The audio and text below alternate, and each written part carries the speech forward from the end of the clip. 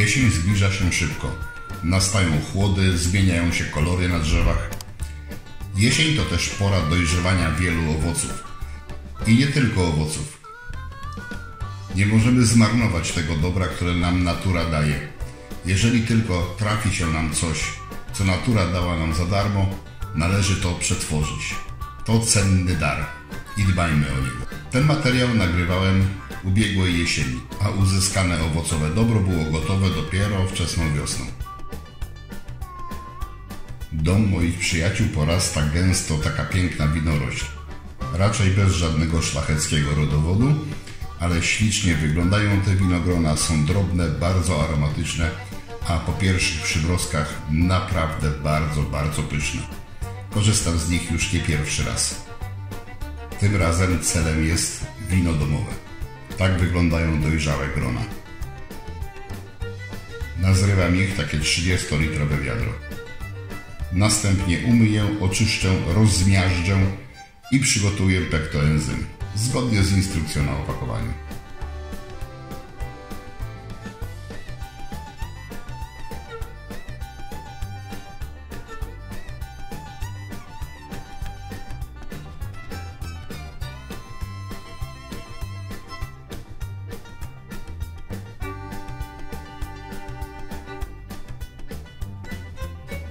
Mam ponad 15 litrów miazgi owocowej. Dodaję pektoenzym, mieszam i jeżeli się ujawnią jakieś zanieczyszczenia bądź zielone owoce, to usuwam. I zostawiam do następnego dnia. Każdy ma swój własny sprawdzony sposób na wino domowe, ale można też skorzystać z gotowych przepisów, np. jak tutaj nadrukowanych na pojemniku. Mam informację, ile powinno być owoców, albo ile powinno być soku owocowego, jaką ilość cukru dać w zależności od tego, jaką chcę mieć moc alkoholu, ile wody, czy redukować kwasowość i jakie są zalecane drożdże dla danego rodzaju wina.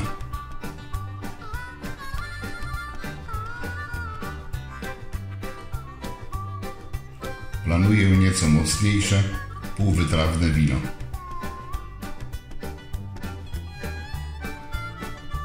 Rozrabiam 2/3 cukru w gorącej wodzie i studzę ten syrop.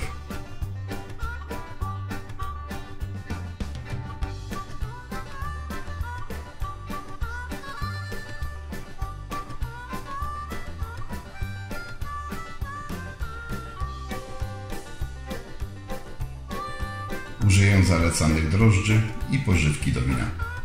Dawkę pożywki określa instrukcja. Tak wygląda miazga następnego dnia. Dodaję wodę z cukrem, porządnie mieszam.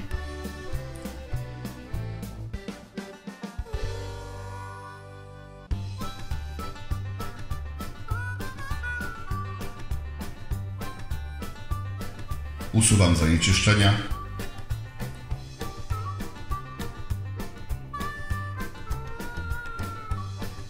Dodaję drożdże. Jeszcze raz porządnie mieszam i odstawiam w miejsce, w którym ma fermentować.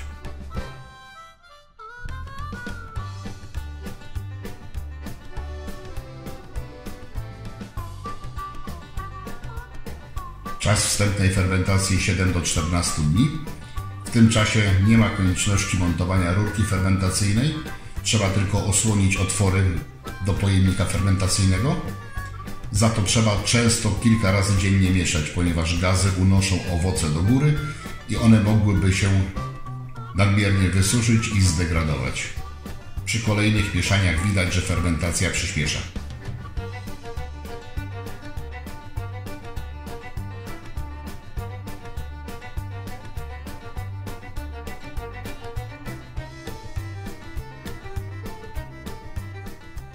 Taka fermentacja na miazdze owocowej nie powinna trwać zbyt długo. Tydzień, no maksymalnie 2. Jak było widać, gazy podnoszą owoce do góry, więc trzeba mieszać. Mieszać kilka razy dziennie, żeby nie dopuścić do tego, żeby to, co jest na wierzchu, uschło i degradowało się. To powinno być przez cały czas zwilżane i mieszane. Z tego też tytułu ta forma jest upierdliwa. Lepiej jest może najpierw wytłoczyć owoce i działać już na samym soku. Nie zawsze jest taka możliwość, nie zawsze jest na to czas.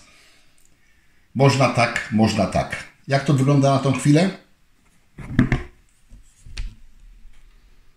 O tak.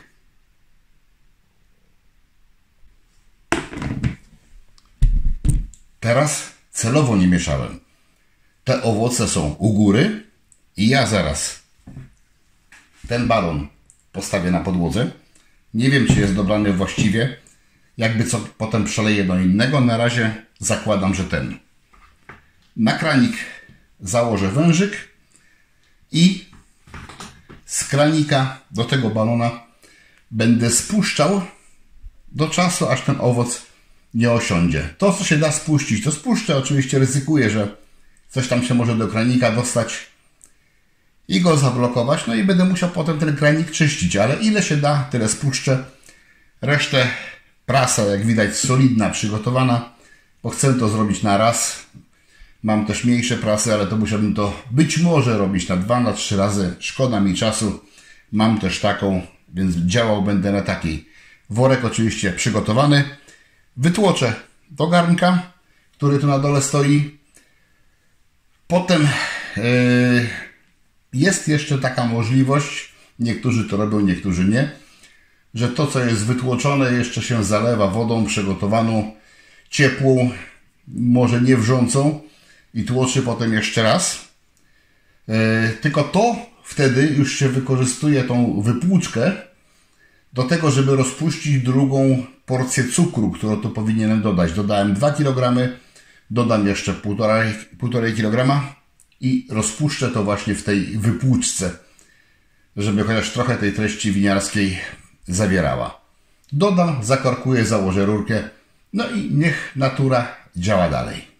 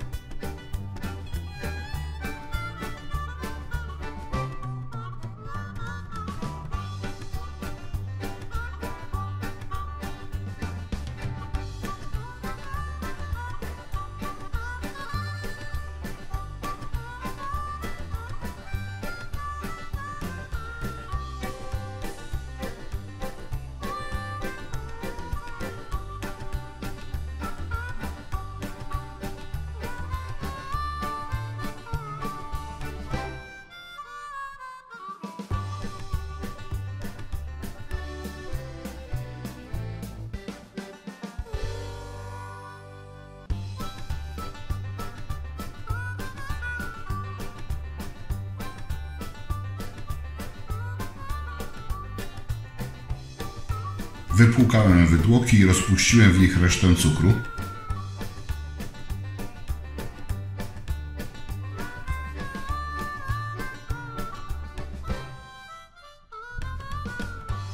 Porządnie rozmieszam, zamontuję rurkę. Odstawiam wino do miejsca, gdzie ma fermentować, a sam muszę posprzątać cały ten nieporządek, który mam w kuchni.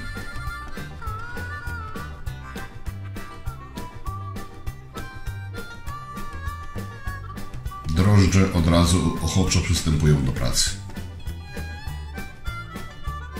która kończy się dopiero wiosną.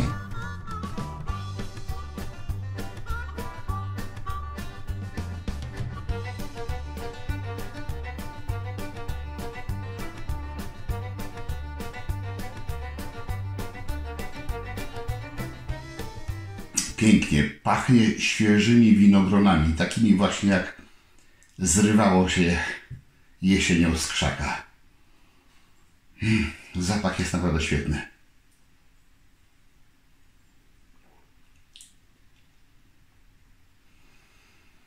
Niam. Bardzo fajne. Przecież to dziki szczep winogron. Tak to wygląda. Może potem pod światełko pokażę lepiej. Bardzo fajny aromat. Jest tutaj półwytrawnie. Nie półsłodko na pewno. Półwytrawnie.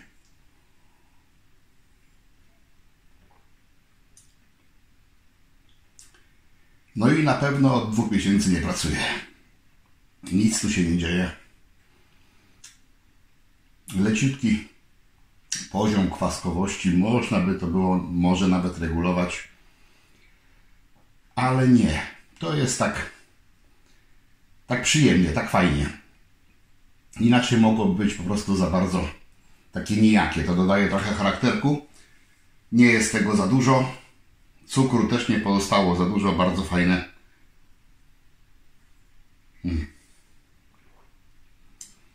Bardzo fajne winko z najbardziej dziko rosnącego szczepu winogron obrastającego dom.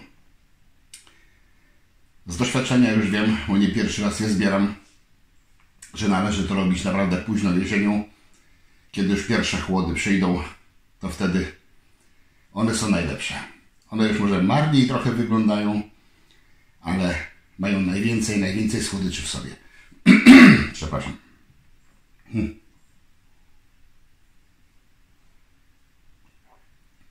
Będzie przyjemnie.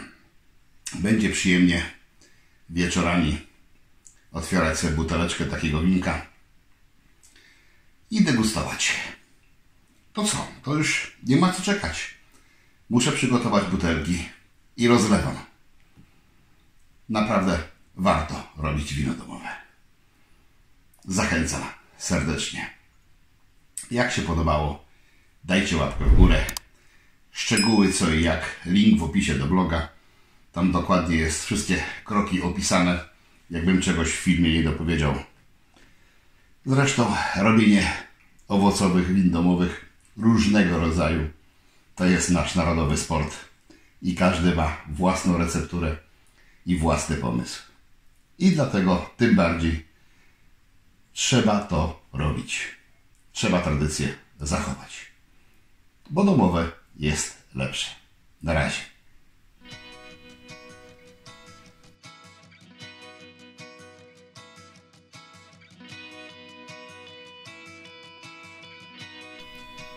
Czas rozlać wino do butelek.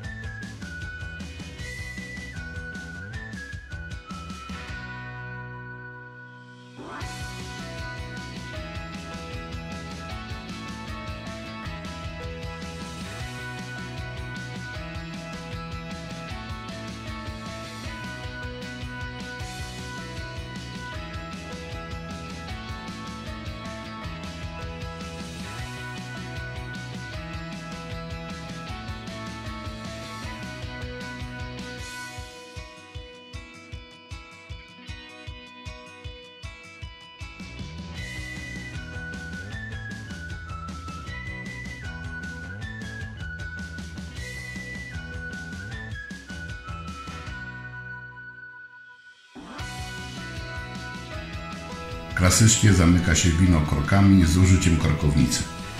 Ale można też i na inne sposoby. Na przykład zakręcać butelki. Zakładam termokurczliwe kapturki. Podnoszą estetykę i uszczelniają korek.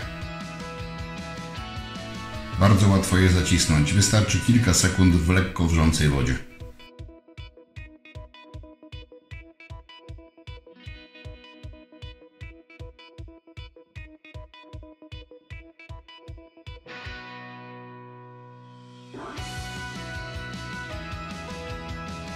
Oto część butelek przeznaczona na suweniry dla znajomych.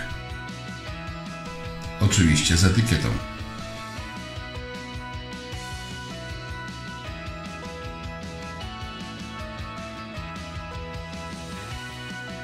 Pozostałe butelki lądują w moim skarbcu. Jak widać, pragnieniem szybko mnie nie wezmą.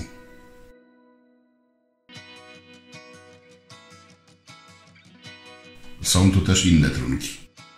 Róbcie zapasy. Nie wiadomo, jakie ciężkie czasy jeszcze przyjdą.